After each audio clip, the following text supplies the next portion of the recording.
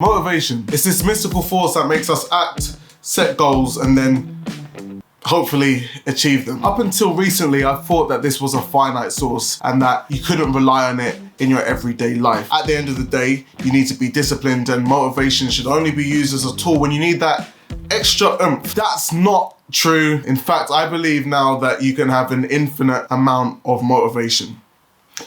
But how? Well, it's because the way that motivation is looked at when you view it as a finite source is just intrinsically wrong. You need to change the perspective. And the reason why I say that is because motivation comes in many different forms. And in fact, what I'm gonna cover in this video is that it comes in 9 different forms, okay? I know, there's a lot. You thought, wow, bro, I thought motivation was just me going out and thinking, yeah, I'm gonna get things and I'm motivated to get things. Bro, that's one type, all right? We'll get to that. Now, all types of motivation can actually be divided into 2 groups. One is intrinsic motivation, and then the other is extrinsic motivation. What the hell are these? Intrinsic motivation is anything that motivates someone with the aim of them being rewarded internally. Extrinsic is when something drives someone because there's an external reward. Now, what's interesting is the majority of the motivations fall under intrinsic, and that's what we're gonna cover now. 6 of them are there, and then we'll fall back to extrinsic after. Okay, so starting off, we have competence motivation. Now, this is anything that fuels you to go and learn something or do something because it will make you less ignorant. So for example, let's say you were just sitting around and you thought, you know what, let me go and read The Art of War by Sun Tzu. I'm saying that because it's on my desk. You might want to do this because it will hopefully educate you in some areas and you'll feel motivated to read the book, learn something, and then of course you can go and apply it elsewhere when you're speaking to friends or doing some other work. That is a motivation for you to go ahead and pick up that book, read it, absorb the knowledge, to increase your competency in that area. Now, on the other side of things, instead of reading a book, you might feel inclined to write a whole book or maybe just a poem or something creative. Whenever you feel the urge to express yourself creatively, this is caused by creative motivation. Now, what's interesting here is you might think, okay, well, isn't that because you want to receive other people's gratification for your work of how well you perform, blah, blah, blah. Well, that's another type of motivation. We'll get to those in a second, but this is more about, it doesn't matter whether the world sees it. You yourself, after you've put your pen to paper, you feel rewarded because you're like, wow, I actually expressed myself creatively. This feels amazing. Now, off the back of this, there's also achievement motivation. So maybe after you finish writing your poem or whatever, you will feel a sense of reward inside yourself because you actually done something, right? You feel good because you achieved whatever goal you set out to do. And that is, I think, one of the top tiers of motivation. Stay tuned, guys, after this because I actually want to do a video where I rank these different motivations. The last time I ranked something was X. I think this will be a lot more helpful to you. But anyway, getting back to it, achievement motivation is of course one of the big ones. It's probably one of the ones that we're most familiar with out of the intrinsic motivations. The next motivation is attitude motivation. This is pretty much just about being a good person. When you see a lady struggling with her bags crossing the road, let me go ahead and help her because you feel like, yeah, I'm a good person, so you're motivated to go and get out of the way and help her carry her bags. An example of this, I was watching some guys squat. They were all wearing big Air Max. Bro, I saw one guy with the 270 big bubble Air Max, and I just couldn't. I was gonna leave them to it, but I went up and I told them, mate, listen, you don't want to be doing that, man. It's not gonna help you with your form. Or anything really, take off your shoes. Whether they took them off at the end, I don't know. But that was my motivation at the time, to be a good person and help them. So yeah, that's attitude motivation right there. The next is affiliate motivation. So affiliate motivation is all to do with feeling wanted. Let's say, for example, you train at the gym with a group of guys. You might not be feeling to go that day, but you know that they're saying, oh man, why is Barry not joining us today? Barry, make sure you come, man. We can't wait to do arms with you. You're such a good spot. And you're like, oh, fine then, man. I might just go, bro, because they want me there at the gym, bro. Like, I don't even want to go today, but look, feeling wanted is a big thing. We are humans at the end of the day. We all want to be loved. Am I right? All you need is love. Yeah, come on. And then the last motivation for intrinsic is physiological motivation. This is all to do with our basic primal needs: food, sleep, sex, warmth. You might be motivated to go and speak to a woman, but it might be fueled by you wanting to actually have the comfort of her spooning you in bed at night.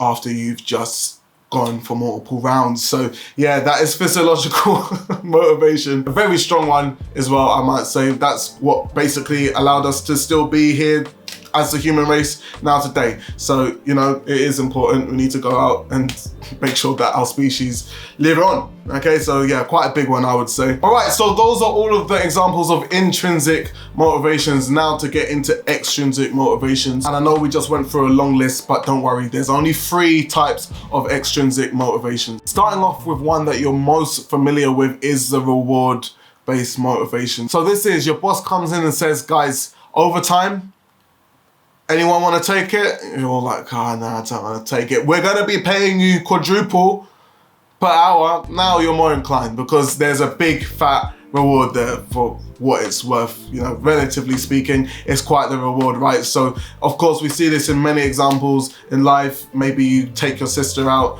to ballet. Your mum says, okay, I'll buy you a Game Boy Advance. You get the point. Reward-based motivations, they're big. We see them all the time. People often offer us rewards to do things, and equally so, we can offer ourselves rewards. So if you want to go to the gym and you say you're really not feeling it, you say, well, if I go 5 times this week, I'm going to reward myself with, I don't know, a cheap meal on Saturday night.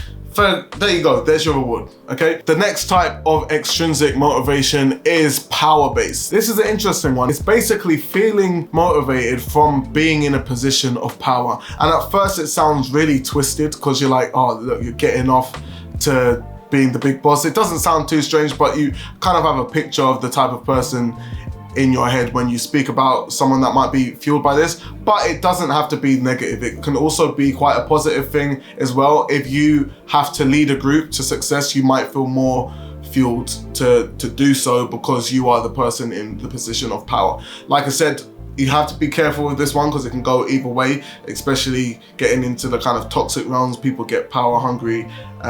That's why it is a thing, because it is quite a big motivator for people to do things.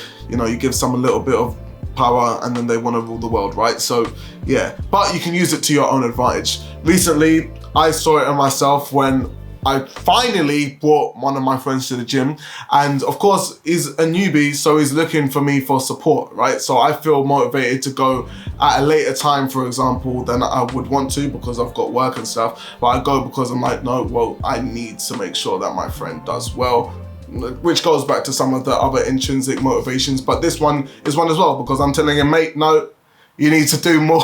You need to do more, don't give up, you know. Of course, it feels a bit good. All right, I'm not gonna lie, but you need to watch yourself. Make sure that it doesn't get to your head. And then the last one for extrinsic is fear-based motivation. Now, this is a powerful tool, my friend. This is powerful. The reason why I think it's really good is because it works. It definitely works in a lot of cases when you feel like, if you tell yourself in bursts of moments where you don't wanna go to the gym, right, for example, you say, listen, if you don't go, you're gonna end up being a fat slob and no one's ever gonna want you and you're gonna die alone and you're just gonna have nothing in life. Everything you've ever wanted, you're not gonna get none of it.